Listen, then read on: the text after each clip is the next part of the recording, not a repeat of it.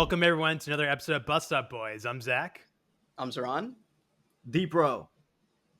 and today's our summer blockbuster special. Deepro, you're the guest of honor. What was your take on the summer?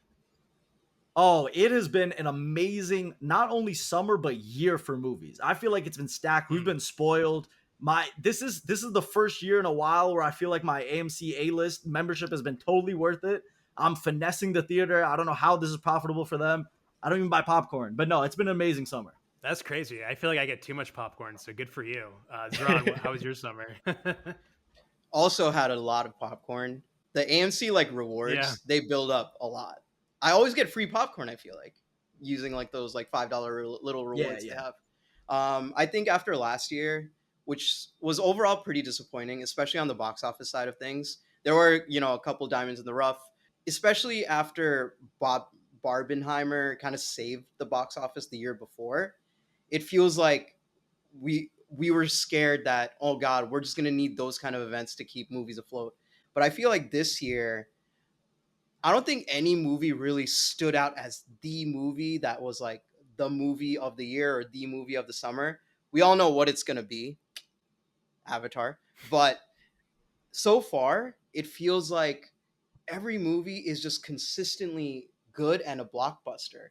From me just going through social media, people are excited to go back to the movie theaters again. It feels like people really missed it. And Martin Scorsese did say Marvel movies are like roller coaster movies, right?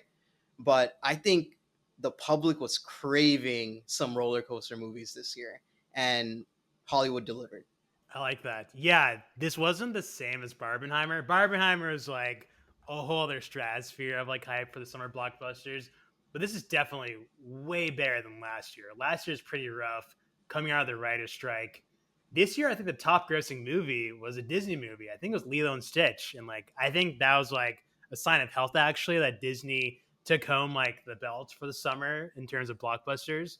But then Superman, we did a review and it set records for how many people watched the review on our channel. So people were excited for these movies. You have Marvel coming out with a movie as well. And we also had original directors dropping originals like Sinners, and we'll talk more about that. But that was a hit too, and that was better than I expected. So this is a pretty good year. Next year might not be as good. Yeah, we'll see. We'll see. I mean, I remember when we were doing our movie draft, none of us had weapons in our draft Not because it one just of us. felt so packed with movies. I mean, that's the beautiful thing about this summer. It's even the point where it felt like, oh, it might be getting slow, dying down. Weapons just hits out of nowhere, and we're we got to hit.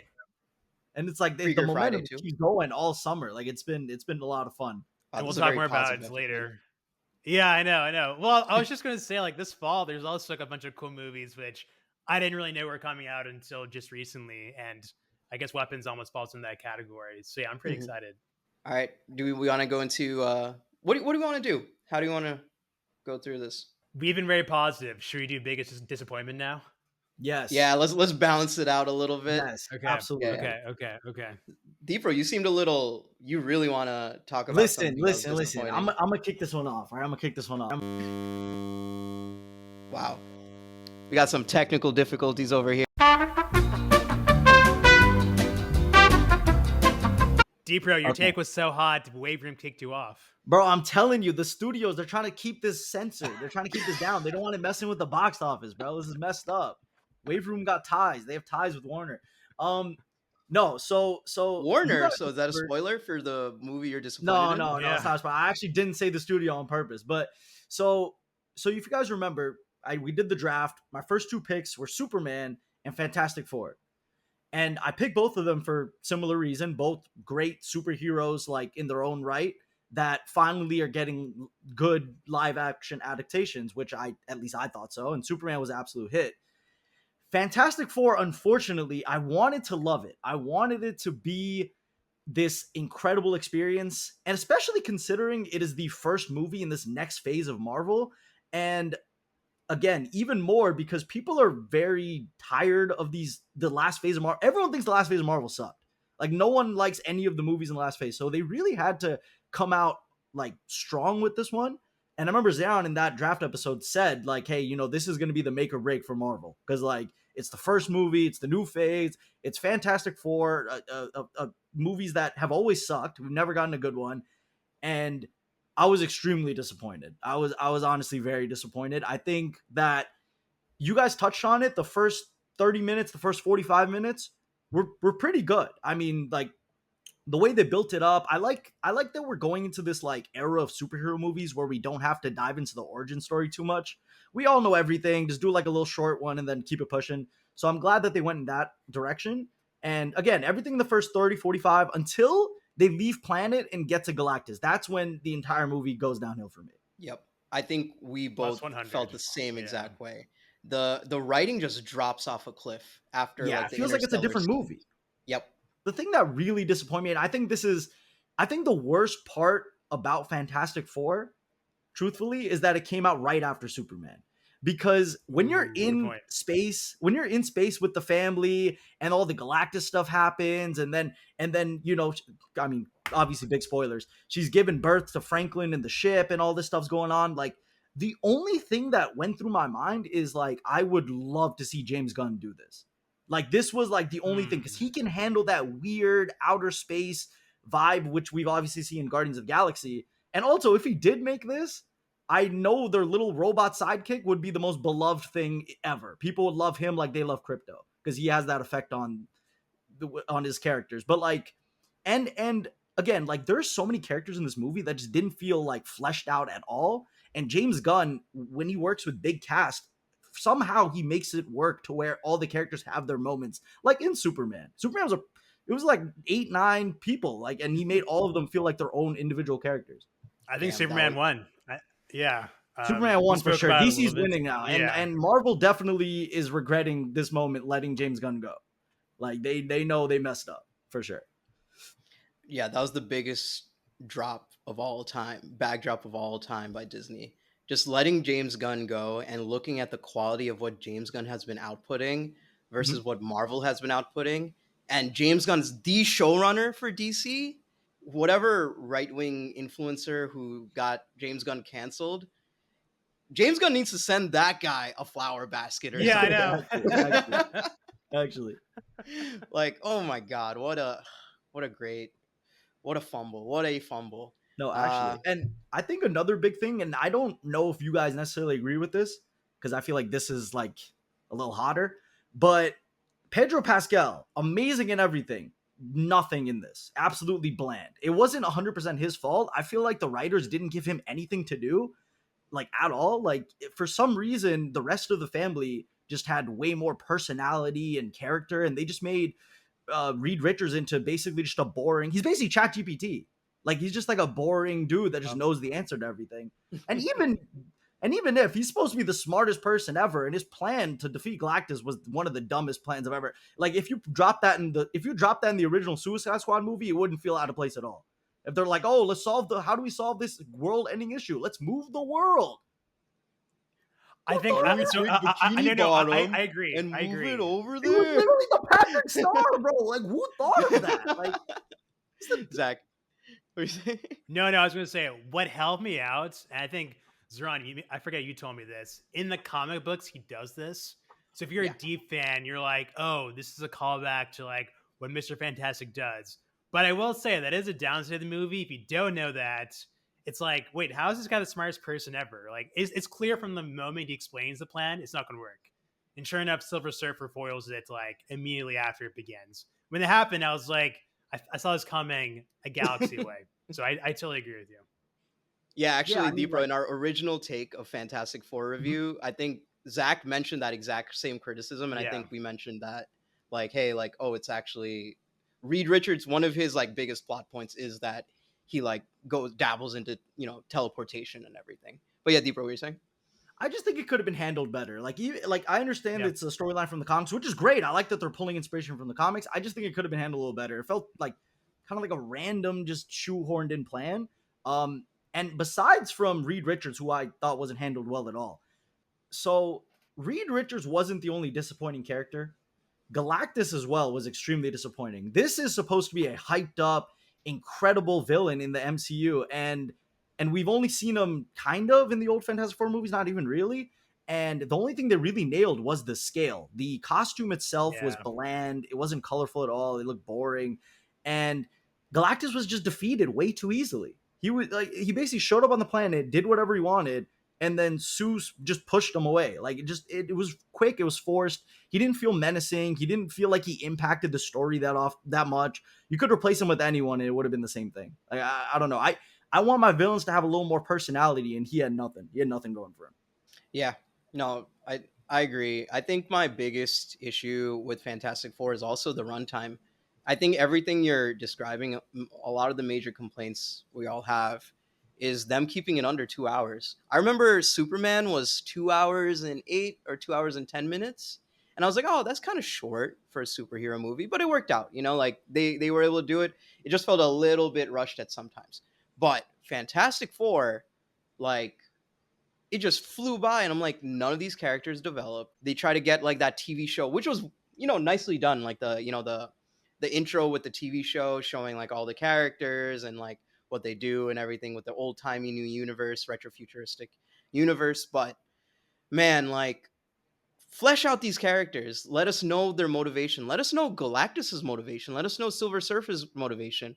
It feels like Silver Surfer only had that monologue, and then the one scene where you see her before she becomes a Silver Surfer, and how her planet was just not blown up. And that's it. That's all we know about her. We see a little bit of great acting from her, but that's it. And Julia Garner's a great actress too. So Yeah, Silver Surfer was amazing. I had no problem with her character. The only thing I had issue with Silver Surfer real quick, her turn at the end against Galactus was no sense. It was quick, it was rushed. It was literally the Daenerys at the end of Game of Thrones turn. Like, it's like just nothing happened. For some reason, she's on the other side now. Yep. Yeah, I brought this up in the review, but like my problem with Galactus was like I really wanted more from that final battle, kind of like you said. It was kind of simple. They just move the baby around and he's defeated. I wanted more of like a whole puzzle, like how are they going to take down this Godzilla like figure? And I don't think the movie really delivered. The problem with this movie is that the middle fight scene, like in outer space, that's the better fight scene. That's actually more like what should have been the finale, that kind of scale. So, Yes. a problem with this movie. Yep.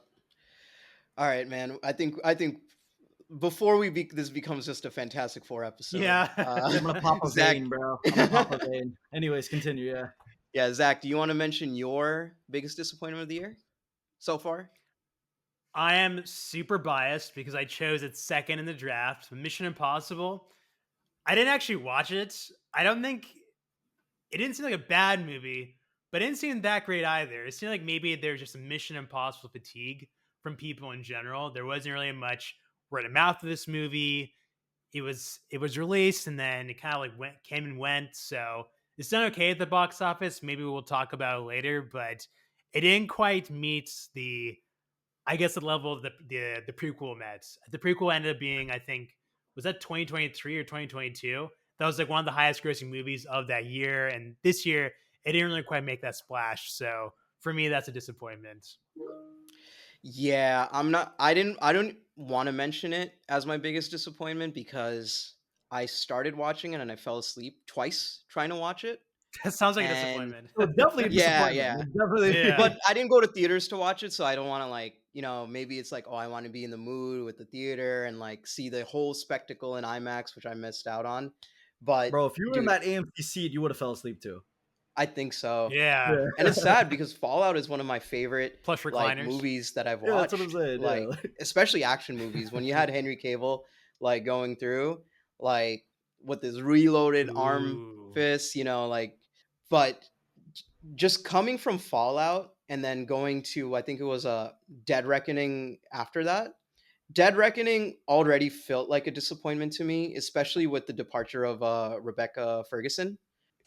Letting her go was probably the biggest miss they made because I think they finally made a proper love interest for Tom Cruise's character, Ethan Hunt.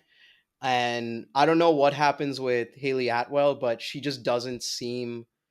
I don't think she has that same chemistry with Tom Cruise that Rebecca Ferguson had.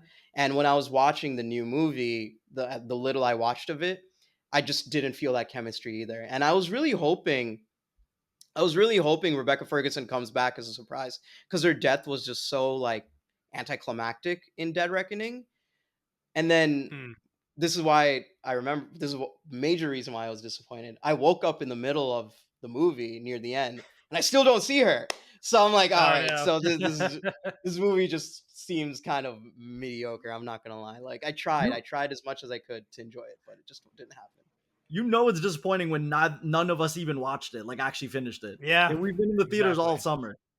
Yep. And it also explains why it's a box office bomb. Yeah, exactly. Yeah.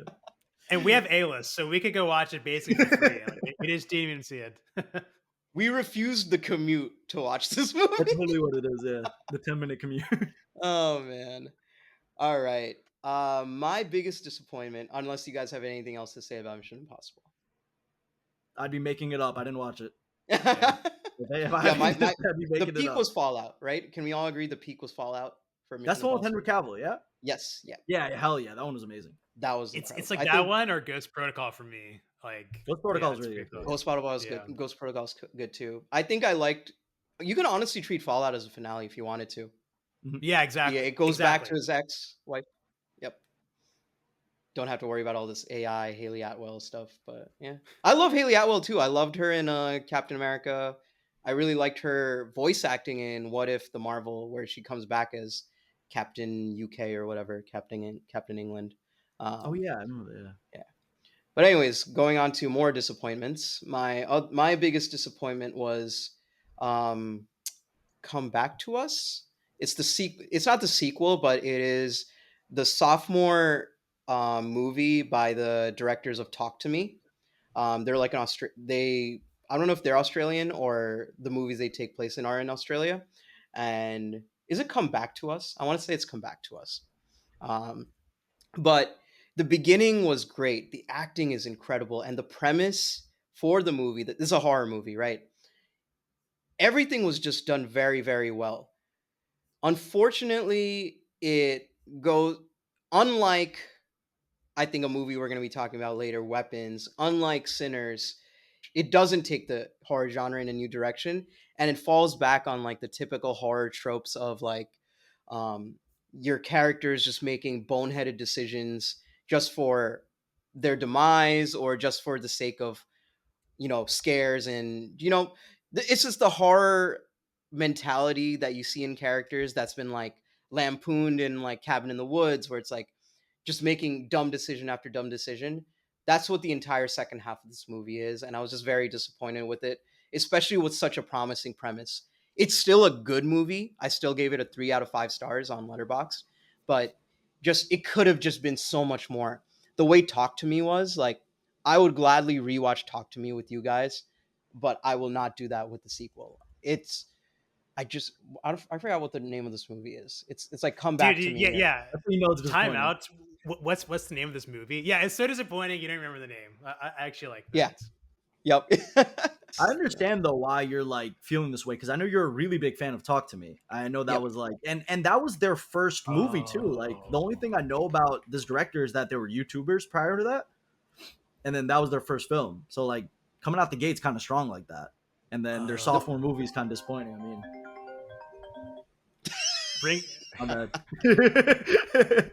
It's just that kind of episodes. Bring Her Back is the name of the movie. Yep, Bring Her Back. I just looked it up too. It was like, did I say Come Back to Us or something? Yeah. I was just googling it. I'm like, I have no idea what this movie is. But I mean, Bring Her Back. I reckon it's a poster. It was so disappointing. You don't have to remember the name. It's all good. You're never watching that again. Yeah. Again, not a bad movie. It's probably the same thing as Mission Impossible. It's not a bad movie. It's just disappointing. It is what it is. I do like that all of our movies, none of them were like actually bad. We just got disappointed by them. Yeah. Standards are too high. Yeah. Also, I think it's just like nowadays. A lot of good stuff came out this year. If there's a bad movie, I just actively don't watch it. So it's not like I'm gonna force myself to watch a bad movie. We're not that kind of movie reviewers. I'm sorry. I don't know. But here's the thing: some directors, I will always see their movie. Like if Alex Garland has a movie, I'm going to go see it. Christopher Nolan has a movie, I'm going to go see it. And that's when it's disappointing when those directors don't pull through. That's the problem. Kind of like Bring Her Back. Exactly. Yep. Speaking of directors, what did you think of Eddington, Zach? Oh yeah. Well, I'm curious how it stacks up to like other movies this year. But yeah, I mean, I liked it, but I know it has like a polarized um reaction. I wouldn't call it disappointing though. I thought it was really interesting. I think there's some really interesting ideas that Ari Aster tossed in this movie. He talks about some of the interviews where there's people's heads exploding in this movie, but then also metaphorically, people's heads are exploding because it's 2020 and everyone's like arguing with each other. And there's masking and there's shelter in place, so it's kind of like a time capsule. And yeah, it's not a perfect movie. Like I think Joaquin Phoenix, like he kind of puts the whole movie on its back. And if you don't like Joaquin Phoenix, then you're not gonna like this movie. If you think he's like the GOAT actor, then you're really going to enjoy it. I think he's a pretty good actor, so like I really enjoyed him just seeing him do his thing. But yeah, it wasn't the best movie. I mentioned the Weapons review. I feel like Weapons just like mogged Ari Aster for like Zach Krieger mogged Ari Aster for like the best horror movie director title. So it's definitely not the best horror movie of the year, but it is pretty interesting. And if you like Joaquin Phoenix, I recommend it. Nice. I was gonna say for our next section, do you guys want to do like most surprising, like most surprised you were to enjoy it? Ooh. And then after that, we'll do like our best. Yeah, we can do that. Right. Yeah. I gotta think if I have one though. All right, we'll go. We'll save you for last. Yeah, sure. All right, Zach. Do you have? Yeah, one? I think I'd. No. I mean, I'll just put Eddington in that slot because I know that a lot of people didn't like that movie. So I had like low expectations coming in, and this movie was just like very different from what I expected. Like, I'll like a minor spoiler. I thought there'd be like a lot of Pedro Pascal. There's not. So there are some like fake outs in this movie, which is always interesting when a director does that. So I think it's a movie where I knew it wasn't going to be the best movie of the year, and it still had some really interesting ideas. So Austin Butler like randomly appears. Like there's just some randomly cool things about this movie. So I think maybe that's an unexpected surprise. Wow. Wait, Eddington had Pedro Pascal, Austin Yeah. Butler, Joaquin Phoenix, And and Emma it made Stone. less than $10 million. It's an insane cast. Yeah. It's a pretty crazy cast. I really want to watch it, but I was gonna watch it this weekend, but I did not know it was a 3-hour movie. That's all. Is it really 3 hours? Wow. It's yeah. close to 3 hours. I think it was like it's a long 2:45. movie. Yeah, it's a slow burn. Yeah. Zach's like, yeah, it feels like 4. Yeah. He's like, it's only 3 hours. Like, what? No. That's why I mentioned Pedro Pascal because like you think it's gonna be a Pedro Pascal movie, but like again, not to spoil it, but like he's in there for like 20 minutes. I thought you were gonna say, oh no, he was only in it for like an hour and a half. Not a big Oh yeah, even less. Yeah, he's barely in there. Oh wow. Well, I'm excited. I will watch it because I do. Same. I think Ari Aster is one of those directors I do put in that list of like I'll watch anything they make. Even Beau is Afraid, I actually really enjoyed Beau is Afraid for what it was. It's like a really messed up movie, but like I think there's just a method to his madness, and I'm assuming Eddington will be the same way. But just man, that runtime really got to me. My most surprising movie is Weapons. I think. Oh yeah, good choice. Yeah. Wait, Deepro, why that face? I want to know why. Before you watched Weapons, you knew it was really good. Everyone was saying it's amazing. That's a good point. What were you That's fair. surprised That's a good about? point. It's Zach Krieger. Like You know what it is? So What? I made my in-laws watch Barbarian.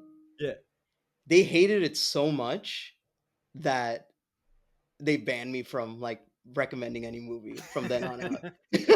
amazing. So I think I was always just very like, is this a good movie or am I just crazy? And when I went into Weapons, I guess I feel vindicated now at this point. It's more just validation. Yeah, it was like more validation, if anything. I like that. Honestly, I don't. The thing is that all the movies that I went to go watch this year, I don't actively go to theaters to watch bad movies. You gotta branch out more, bro. Yeah, man. Branch out into Express- bad movies, so I enjoy the good movies more. At least into mid movies. You could. What would you consider a mid movie? Did you watch Jurassic Park? this Fantastic year? Four. Oh yeah, well, Fantastic Four, I still say it was good. I wouldn't say it's a mid movie though. You're very liberal with the word good, I guess. Yeah. Oh, Jurassic World. I didn't watch Jurassic World. Yeah, I don't think did you, Oh, Zach? I see, don't think anyone watched it. no. Okay, I did. Oh, That you was did? also a disappointing one. Well, like it wasn't bad. It was like literally, it is like what it is. It's just like dinosaurs and Scarlett Johansson, and like they escaped the island. I was hoping that would be really good because I love this franchise so much. Jurassic Park, I've seen like a million times. It is like one of my favorite movie franchises, and like I keep hoping every sequel it's gonna be the one that like steps up and it's just like the best sequel like since the first, or like the best movie since the first movie, and like they never quite make it. And this one, like, it didn't change that. Like, this is still like it's better than a lot of the Chris Pratt movies, but it's still like not the same tier as the original Jurassic Park, which is always a bummer. That was gonna be my next question: how it compared to the Chris Pratt ones? Because I haven't watched this one yet, but I did watch Chris Pratt ones, and they were bad. Yeah, the first Chris Pratt one I think is like okay, but then the second two are like just like I agree, leave at home. Mm-hmm. Mm-hmm. This one is like at least in the same tier as that first Chris Pratt movie, so it's not terrible. But I mean, if you want to call a movie mid, it's like I feel like Jurassic Park meets that. Okay, most surprising movie. So, unlike Zahran, I actually branch out and see other shit, right? So, I one day I'm a little bored. I'm like, all right, I want to go see a movie, right? I go to the theater, I sit down, and I go to Ballerina. All right. Now, this is coming from someone Wow. that has never watched. I've never watched a John Wick movie in my life. Keep that in mind. I've never watched one. I was like, I want to watch like an action movie. I know, bro. I know. I was like, I wanted to watch an action movie. Let's go see Ballerina, right? I didn't expect much from it. I was just like, I just want to go see some cool action scenes, whatever. It was pretty good. It was honestly pretty good. I mean, so the most I would say it's surprising solely because I did not expect Ana de Armas to be such a good like action star. Like she genuinely like in all these action scenes, she's like actually really badass and she's doing her own stunts in a lot of them. And I'm like, okay, these are like this is really cool. Like this is actually really good. And there are some like legitimately incredible action scenes. Like if you guys go to watch them, like the grenade scene in particular, the final fight scene is really good. Like, and and I'm gonna get into spoilers right now. She also has a fight scene with John Wick, and it's pretty badass. And when I Oh watched man. it, right, keep in mind this is from the context of someone that's never watched the movies. When I watched it, when John Wick came on, the crowd went insane. Like Thanos just snapped his fingers, bro. It was crazy. I was so shocked.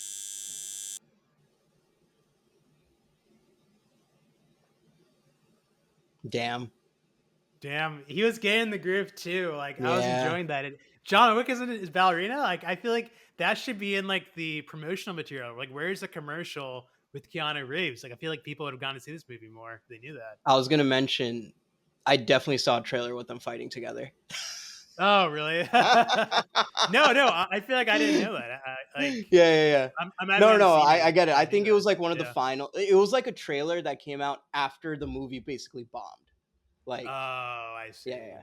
Damn, Deepro, you were getting really into it. Bro, I'm telling you, this was a surprisingly good movie. I was shocked. It actually made me want to watch the original John Wicks, because I didn't expect this audience to be so captivated by this character. Like they all loved it and they all went crazy. And I'm like, it was one of like the biggest cheers I've heard in the audience this year. And I watched like everything opening weekend. So like it was definitely a very surprisingly good movie. I'm happy I went. I'm happy I watched it. If they make a sequel and I'm bored one day, I'll go watch it. You know what I think it is, Deepro? I think because you didn't watch any of the other John Wick movies, that's why you enjoyed it so much. Because I think a lot of people were getting a little tired out by the John Wick one through four, and like each year it was like they were upping the ante so much that near the John Wick 4 was just like it felt like you were just watching a video game at some points. And it's still one of my favorite action movies I've ever watched, by the way. Still, Yeah. But it does really feel that way. They get very creative with action scenes. I think what the case is that I think people are just having, franchise fatigue with the John Wick universe, and that's why I didn't do so as well as like most people thought. It did get good reviews, and there was a lot of reshoots, so people were a little scared, but they knocked it out of the park. I watched it while cutting my hair So that was fun. Remember, I was at the barber. You were cutting your hair. Oh, you're at the barber. I was at the barber, and I guess they bootlegged. They had the bootleg ready to go. Sick. That's how they roll. Actually, I do have a surprising movie because I went while you were out, Deepro. I looked through my letterbox. Yeah. My surprising movie, Final Destination: Bloodlines. Oh, did you watch it? Yep. I heard it's great. I watched it. Cool. I watched it at home. It was surprisingly really good. Like I went into it kind of blind. I went onto HBO Max and I see like it came onto streaming. As a background, I love the first three, and then I kind of just fell off after that. I think the last one was with Mary Elizabeth Winstead or something, Obi-Wan's wife. The way they were able to like up the ante with a lot of these kills, like I think this has one of the best kills of all time in Final Destination history. I think the story was well done. I think it's like a prequel to everything else. The biggest thing was Tony Todd unfortunately passed away, and he is like considered one of the agents of death in the franchise, right?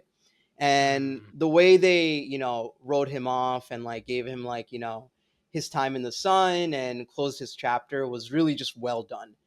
Yeah, overall, I love the story. I love the characters. The characters aren't like hateable, but like you do root for them, and they do seem very realistic to what you see. It's still a popcorn movie, but a popcorn movie done right. And I think Final Destination Bloodlines did very well. That was our biggest miss of the draft. Yeah, you honestly convinced me to watch it. That was good. Nice. That and Weapons, I think, are all of our biggest misses in the draft, right? Yeah, for sure. Yes. Yeah. Speaking of draft, is it time? No, best movies. Best movies. Oh yeah, how could I forget? Does everyone have a best? I got a best. Let me kick it off. Yeah, Deepro. Start it off. You guys need time. All right, listen. There's an answer to this question. A very clear answer. The best movie of the summer was Sinners. I mean, I don't even understand how I don't know how you guys are going to give another movie after this, to be honest. Like, I don't really know where that's going to come from. But listen, Ryan Coogler, Michael B, they're a dynamic duo that cannot be stopped. It was incredible. We actually rewatched it recently, me and Zahran, so it's very fresh in my brain. And just the amount of attention, I think on my second rewatch, the thing that I took away the most is how much detail they put into both the different Michael B. Jordans to Smoke and Stack, because in every scene they're both doing things drastically different, handing items to each other, and I'm just in my head during the second rewatch like, how did they even do this? Like, this is so intricate in the way that they filmed this. It's beautiful. The story's amazing. It's funny. It's interesting. It's a little scary. Not really. It's not really a horror movie, but I think it's clearly the best movie of the year. That's a pretty good argument. Yeah, it's like hard to even contest. Yeah, I will say, go for it. Keep going. I was just gonna say real quick, if this doesn't count for the summer, my answer would have been F1. If this doesn't count for the summer, but anyways, you're good. Wow. Okay. That's super interesting. Was a huge. I didn't watch F1, unfortunately. I overslept. Bro, what? Yeah. Bro, you told me you're going to watch it like 3 times. And I'm actually mad because you drafted it. That's why I'm mad, because you drafted it for our draft. Yeah. I kept reserving it and I kept canceling it on AMC because it was like the IMAX. I was waiting for it to come back to IMAX. And once it came back, it's only showing at like 10 a.m. in the morning. Like what the heck? So I can't go during the weekdays because I have work. And then on the weekends, it's like... A lot of excuses, bro. A lot of excuses. Yeah. But you know what? If it's still showing, I'm going to go watch it. We'll see what I think. No, you should. It's incredible. I mean, the way it's shot, like everything, the story, like I mentioned this during the draft, because, I do follow F1. They actually filmed during the race weekends. Like when the actual F1 circuit was happening that season, they were filming during the race weekends. And that alone showed me that it was going to be good, because they actually are very trying to make it feel immersed in that world and trying to do it very by the book and very true to F1 fans. Mm-hmm. And that's how a lot of F1 fans felt. A lot of F1 fans felt like this was a very true, realistic rendition. There's a couple of things that they were hating on, but they're going to find something to hate on. But it was my biggest thing is Apple Studios killed it with the way the movie looked. The cinematography was incredible. So I think one of the biggest reasons I didn't go watch it, honestly, was that every single person who talked to me or who like whoever's review I watched or read, they were all saying that it's like it hits the exact same beats that Top Gun Maverick does, and it's kind of like the same same storyline, same story beats that Top Gun Maverick has. Why is that a bad thing? It's not that it's a bad thing. It's not a bad thing. Like, oh, I'm like I hate this movie. It's more like it made me not as motivated to go watch the movie. There are definitely similarities, but I think it's different enough. I'll say it's different enough. But if you look at the overarching story, there's definitely a lot of similarities. But at the same time, I could just say this movie is Top Gun with cars, and that's a great tagline. Like, why would you not want to watch that? That's fair. That's fair. Zach, I think of those though, like F1's the best movie. Like I'm not even like a huge F1 fan. For sure. It was still cool to check out. It's like learned about like in F1 there's teams. Like I didn't even know that. I thought it's like each driver for themselves. There's actually a weird dynamic where sometimes your biggest rival is your teammates, and everyone talks about that. There's like a really cool rivalry between I think his name is Damon Idris' character and Brad Pitt's character. It's always cool to see Brad Pitt do his thing on the big screen. And yeah, like they had the camera like right on the cars. I think it was filmed like in Miami and in Vegas when they had those F1 races a couple years ago. So I really enjoyed it. It was like a really good July 4th weekend movie, I would say. I'm not going to put in the same like level as Sinners personally, but it's like an amazing popcorn film. Zach, do you have a best movie though?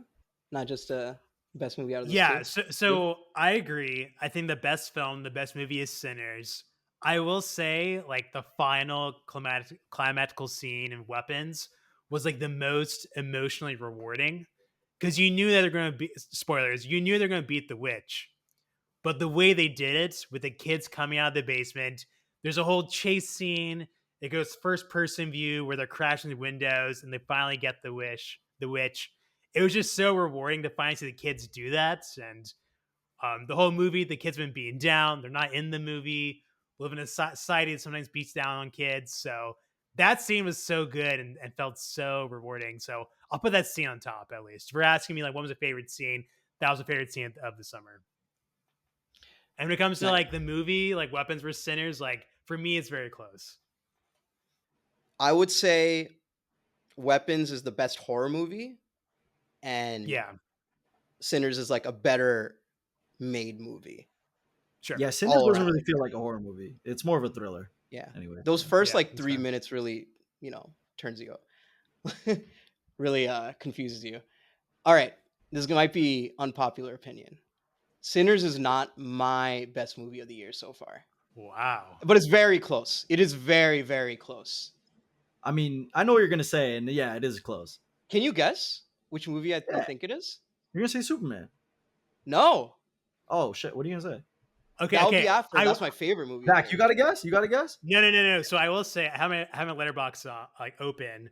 Right now, I have a movie in the number one slot that's not Sinners and it's not Weapons. So I'm curious what you're going to say. My best movie so far this year is 28 Years Later. Wait, you saw it? No way. Yep.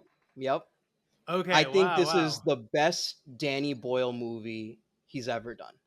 Holy shit. Beating out like Slumdog Millionaire, beating out Train Spotting. 27 Hours. I didn't even know he made that movie. Yeah. The James Franco movie where he's stuck in a canyon. Yeah. Dude, Millions. Like, dang, that's a spicy, that's a flaming hot take, man. Do you like it like by itself, or do you like it as a really good sequel? I like it as itself, and I also like that it kind of skips over 28 weeks later as well. Yeah, I think this is Danny Boyle's best movie. This is also written by Alex Garland.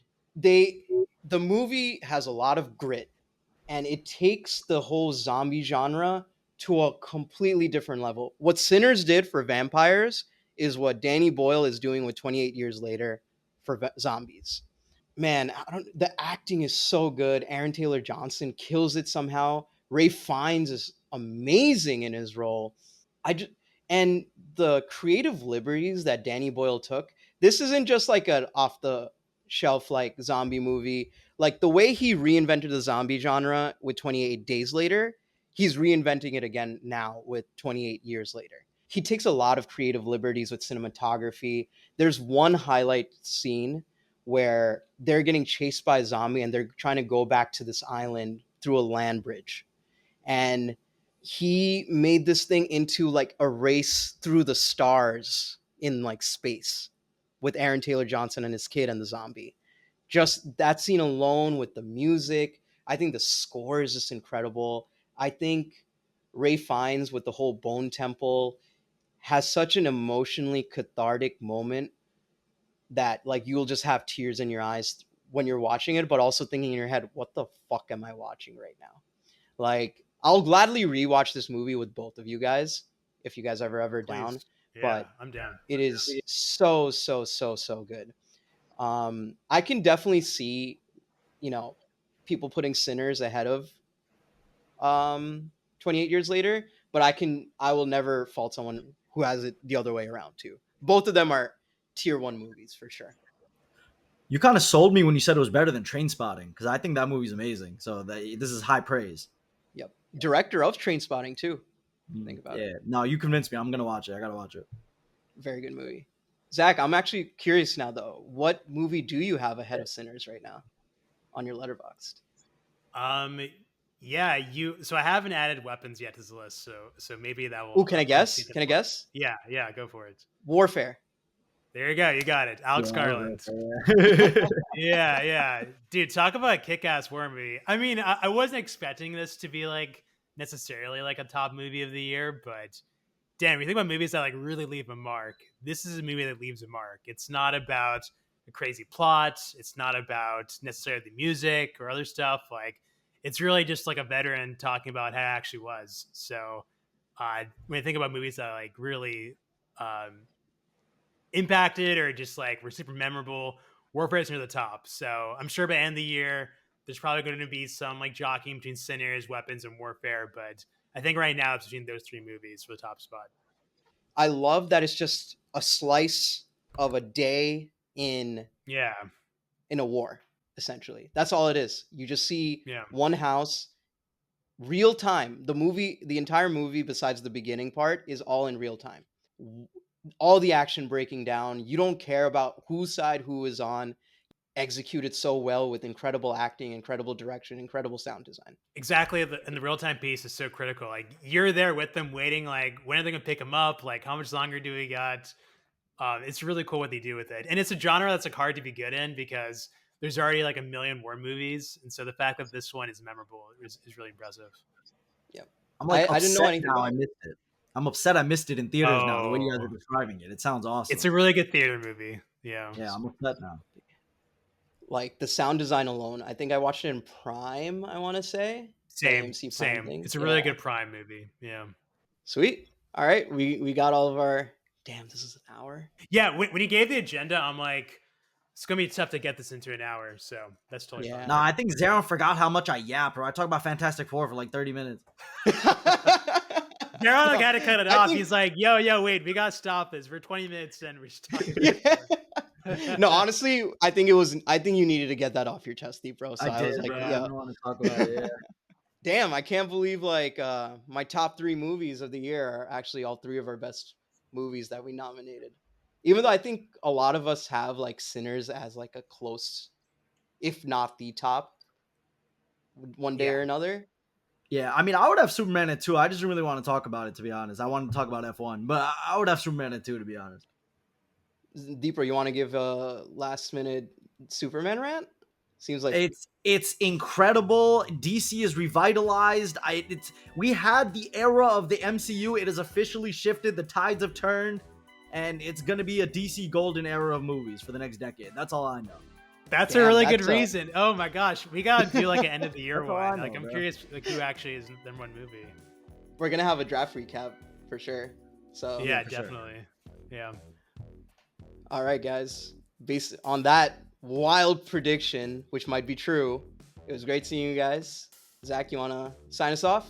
Please like and subscribe. Next week, we have our draft update and the second half of your draft. There's a lot of good movies coming out this fall and for award season. So we're going to make some picks because some of us had movies got pushed to next year. Deepro may have had a maybe, couple. I had one too. I didn't know Saw 11 got canceled. So I'm a risky drafter. You guys know this. It's all good. We'll do a supplement. Got a supplement Yeah. going. All right, guys. See it. Peace. Cheers. Take care.